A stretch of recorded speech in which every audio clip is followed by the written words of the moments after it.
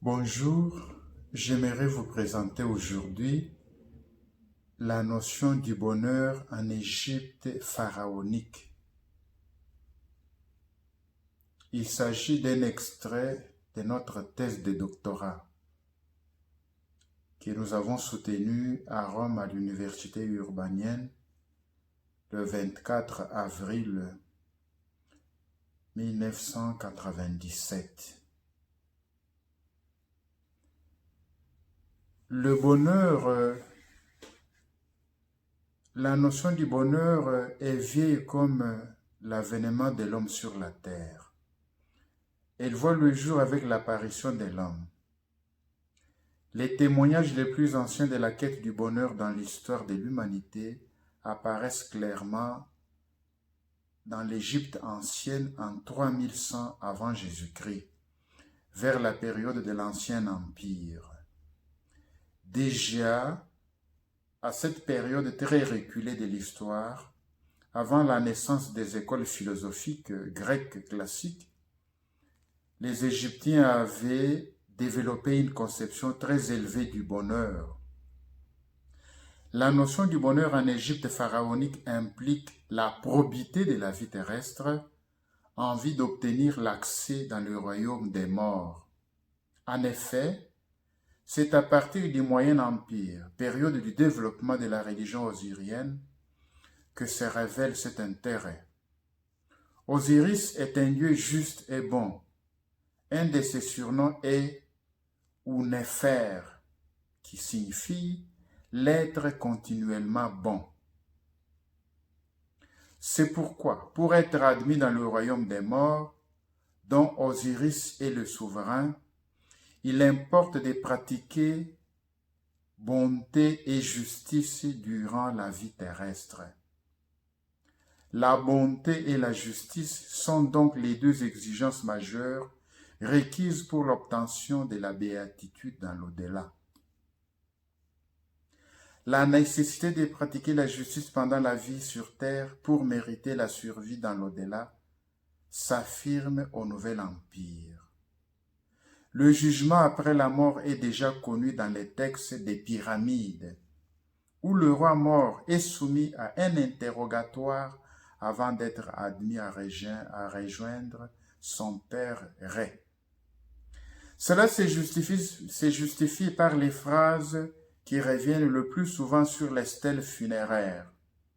Par exemple, « J'ai donné du pain à celui qui avait faim, de l'eau à celui qui avait soif, un vêtement à celui qui était nu.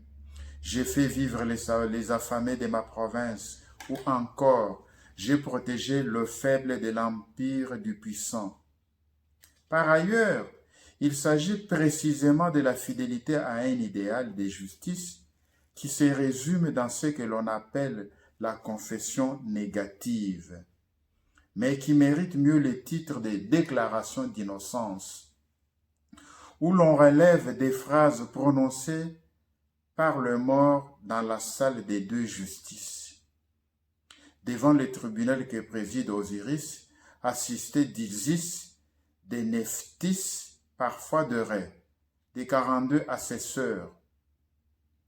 Je n'ai pas commis d'iniquité contre les hommes, ou je n'ai pas fait le mal. Je n'ai pas porté la main sur l'homme de petites conditions, ou de façon générale, je n'ai pas affamé, je n'ai pas fait pleurer, je n'ai pas tué. À vrai dire, la morale de l'Égypte antique propose à l'homme un idéal de bonté, d'équité, afin de vivre heureux sur la terre et surtout dans l'autre monde. Elle implique de bonnes relations avec Dieu, la pratique de la justice.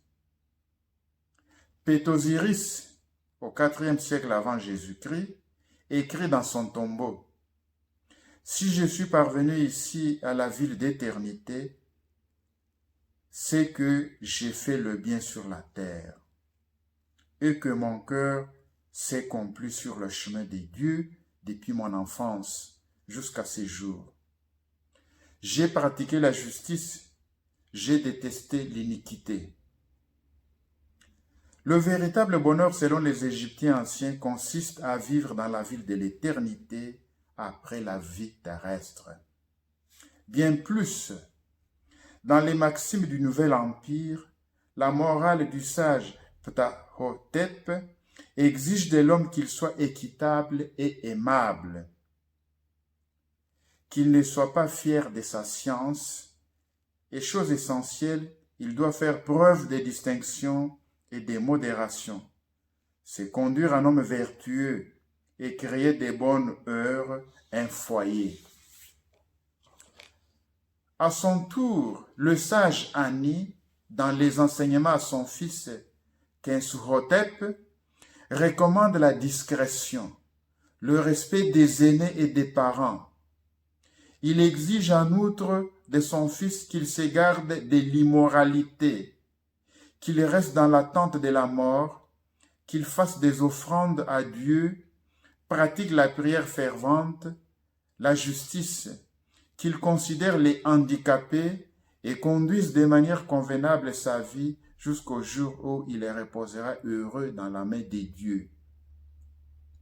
Quant à la vertu de la discrétion, Ani prévient son fils Kensuhotep. Garde-toi de dévoiler les secrets. Si l'on en dit dans ta maison, fais-le sourd. Ne réponds pas à un supérieur en colère, mais éloigne-toi de son chemin. Parle doux lorsqu'il a des propos amers et apaise son cœur. Il se retournera et te louera de nouveau après son heure de fureur. Ani conseille par la suite, n'épanche point ton cœur devant n'importe qui. Une parole fausse a-t-elle franchi tes lèvres? Tu t'es fait des ennemis quand l'autre la répète. Par sa langue, un homme se ruine. Le cœur de l'homme est un grand magasin plein de réponses de toutes sortes. Choisis la bonne et dis-la, et la mauvaise, tiens-la enfermée dans ton corps. Le sage Ani déconseille l'immoralité, encourage le respect. Garde-toi de l'immoralité, de même ne bois pas avec excès, car si tu tombes et que tu brises tes membres, personne n'est là pour t'étendre la main. Sois respectueux. Ne reste pas assis quand un autre plus âgé que toi ou qui t'a dépassé dans sa carrière est debout. Ce respect culmine en celui des parents. Avant toute chose, honore tes parents, verse de l'eau à ton père et à ta mère, qui reposent dans la vallée désertique. Donne à ta mère du pain en abondance et porte-la comme elle t'a porté. Quand toi-même tu prendras femme, songe à ce que ta mère fit pour toi, en sorte qu'elle ne te blâme pas et qu'elle n'élève pas la main vers Dieu et qu'il n'entende pas ses cris. Ani, dans un conseil, passe des parents à l'épouse de son fils. Mais prends une femme quand tu es jeune, afin qu'elle te donne un fils. Si tu sais que ta femme est diligente dans sa maison, n'exerce point de contrôle sur elle et ne lui dis pas « Où est ceci? Apporte-le-moi » si elle l'a mis à la bonne place. Le sage égyptien passe de la vie familiale à la vie après la mort. Pour mieux vivre, le jeune doit se préparer à accueillir la mort avec sérénité. Sois dans l'attente de la mort, car un jour viendra ton messager des morts. Alors, ne dis pas, ne suis-je pas trop jeune pour que tu viennes me chercher? La mort survient et emporte l'enfant qui se trouve encore sur le sein de sa mère, aussi bien que l'homme devenu un vieillard. Aménage-toi donc un beau lieu de repos, de cachette à ton corps. Les relations à soigner ne concernent pas seulement la vie de la cité et la vie familiale. Elles englobent aussi bien les rapports avec la divinité. Fais des offrandes à ton Dieu, garde-toi de rendre coupable envers lui. le Dieu de ces pays est le soleil qui est à l'horizon. Mais ces images sont sur terre, auxquelles l'encens doit être offert chaque jour. La demeure des dieux, les cris lui sont en abomination. Pris d'un cœur fervent dont toutes les paroles restent cachées, il fera ce dont tu as besoin, exaucera tes paroles. Le sage Ani, soucieux du bonheur de son fils, n'oublie pas certaines vertus comme le silence et l'humilité, source de la tempérance. L'idéal maintenant est d'être silencieux, c'est-à-dire un homme rempli d'humilité, réservé et content de ce que le Dieu lui accorde. Tout autre est le bouillon, c'est-à-dire l'homme plein de passions. Écarte-toi de sa route et ne suis pas son exemple. Il est comme un arbre qui a poussé dans la forêt. On l'abat et l'on en fait du feu quelque part. Mais le silencieux est semblable à un arbre fruitieux couvert de fruits et ombreux à souhait, se dressant devant son maître. Le sage égyptien souligne plusieurs vertus et conseils pour le bien de son fils. Il parle notamment de la justice, de la charité, de l'impartialité, de l'honnêteté, etc. Ne trempe pas ta plume pour faire tort à autrui. Ne déplace aucune borne. Ne fausse ni mesure ni poids. Et ne te laisse point suborner. Juge équitablement. N'opprime pas les faibles au profit du riche. Et ne renvoie pas celui qui est mal vêtu. Ne sois pas dur quand tu perçois les impôts. Ce que tu fais de manière injuste ne t'apporte aucune bénédiction. Mieux vaut un boisseau que Dieu te donne que 5000 acquis injustement. Les richesses que tu amasses ainsi ne restent pas même une nuit auprès de toi. Mieux vaut du pain avec un cœur satisfait que la richesse avec des soucis. Ne vise surtout pas au gain.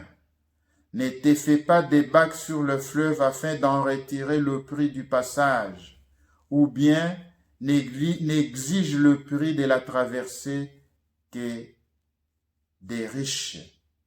Et s'il te reste de la place dans ton bateau, ne refuse personne qui désire passer le fleuve.